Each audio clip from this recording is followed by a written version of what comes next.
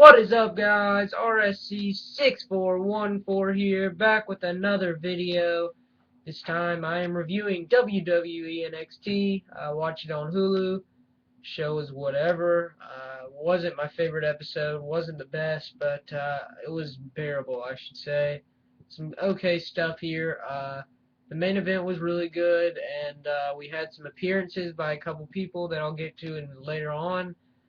First thing we have, I'll go and get into the review, is Colin Cassidy and Enzo Amore. They come out. They say that the ring's like a dance floor. They issue an they start dancing in the ring. Tons of Funk comes down, and I'm like, oh great, here we go. Tons of Funk, whatever. Tenzai should be a heel still, but whatever.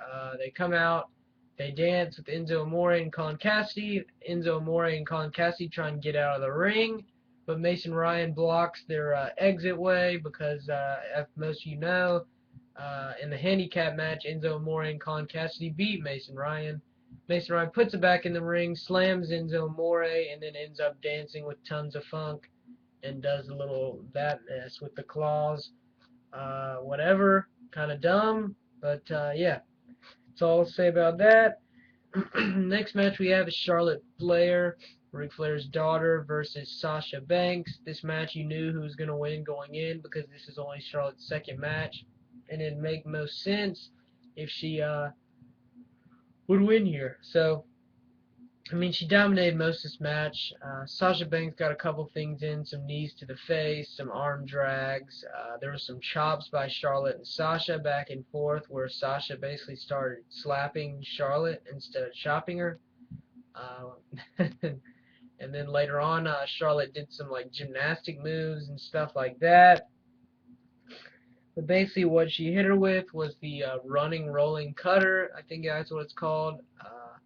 Or the running rolling cutter on Sasha Banks.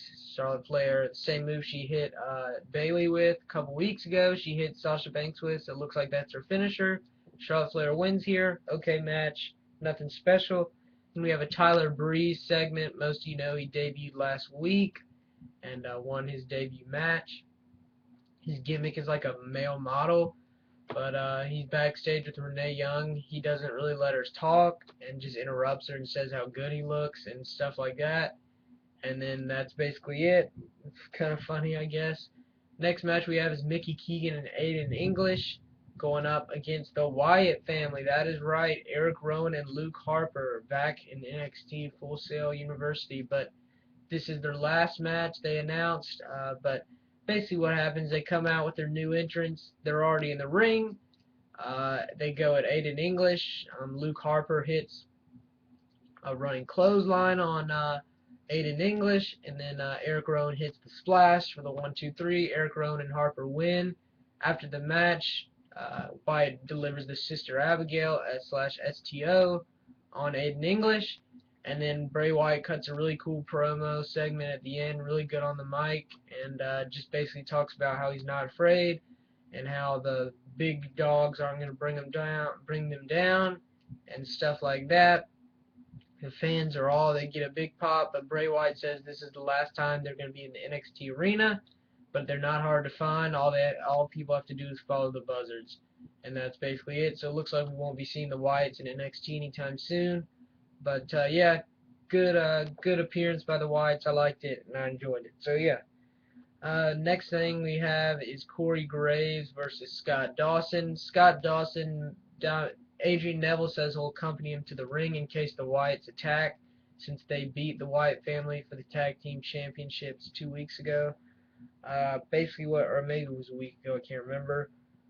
Scott Dawson dominates most of the match, just stomps on Corey Graves, but Corey Graves turns it around and puts Scott Dawson in the Lucky 13 submission maneuver and gets Scott Dawson to tap out. So it's almost sort of Cena-esque kind of thing. Scott Dawson got more offense in most of the match, but Corey Graves turned it on at the end and picked up the win here.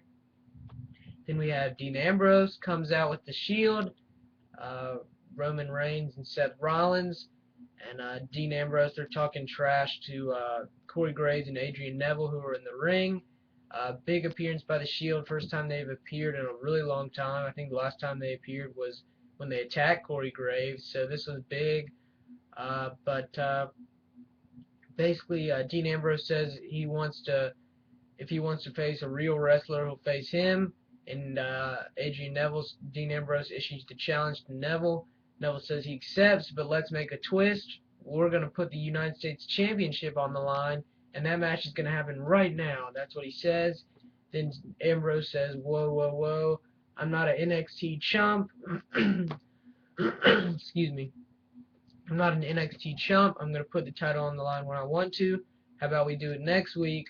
So the next week, NXT Unite for the United States Championship, AJ Neville versus Dean Ambrose. We basically know who's going to win. I highly doubt, probably zero chance, maybe a point something, that Neville pulls off the win for the United States Championship, but on NXT's developmental show. But this will be a good match. Both guys are really talented, so I'm interested to see. Then we go to our main event of the night, Sami Zayn and Bo Dallas versus Antonio Cesaro and Leo Kruger. It's basically like a feud tag team kind of thing. Basically thrown to, as you know, Leo Kruger's feuding with Bo Dallas. He's the #1 contender for the NXT title. Zayn's been feuding with Cesaro since he debuted, so it's basically going at it against the faces versus the heels, typical tag match. This match was really good. I really enjoyed it. By far the best match of the night. Bo Dallas, as always, gets booed. He's supposed to be a face champion, but he might as well turn heel because everybody hates his guts right now. Um, I guess probably just because he's a little too happy, I guess, when he goes out in the ring. I'm not exactly sure why. I'm not a huge fan of Bo Dallas myself. I don't really like the guy, but he's a pretty good wrestler, and, whatever. I just can't get into him, and I don't really like him either. But this match was good. Sami Zayn in the middle of the match was standing on the ring apron. Cesaro comes in, boots Sami Zayn in the face. Sami Zayn falls off. Then Zayn gets the hot tag on Bo Dallas. Bo Dallas comes in, starts just taking out Leo Kruger, going all over the place, delivering blows left and right to Leo Kruger's head. And then Leo Kruger ends up turning it around. Sami Zayn takes Cesaro out, and they basically just go out the whole entire match, just going up the entrance ramp. Zayn's just going at Cesaro because he's angry that he got kicked in the face, and then basically eliminates Cesaro, so it's just Kruger and Dallas in the ring. Kruger gets his offense in, and then hits the running clothesline, or the slice is what they call it. Leo Kruger's finisher on Bo Dallas for the 1, 2, 3. Crowd gets a big pop, so it's obviously you know who they're going for. Leo Kruger is my favorite wrestler in NXT, always has been for a while now, so I'm glad he's getting a push. Hope to see him on the main roster. But yeah, Leo Kruger and Cesaro win via the slice/running clothesline on Dallas.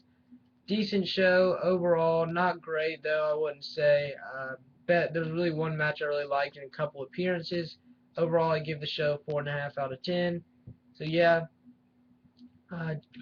check out my other videos and subscribe. Hope you enjoyed my review, and thanks guys.